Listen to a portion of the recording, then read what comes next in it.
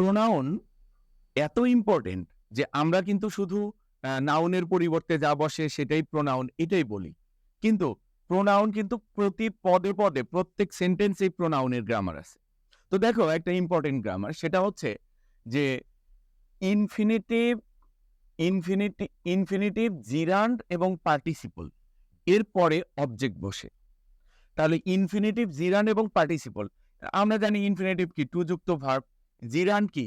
যার অপর নাম নাউন, মানে ভার্বের সাথে আইএনজি যুক্ত হবে।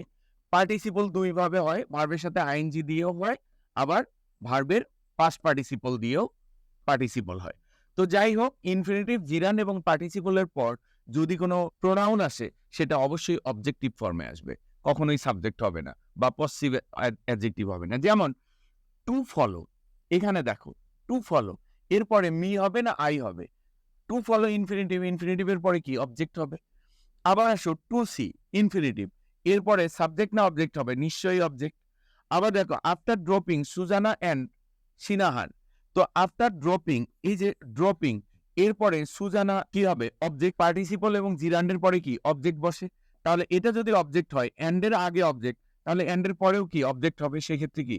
হার।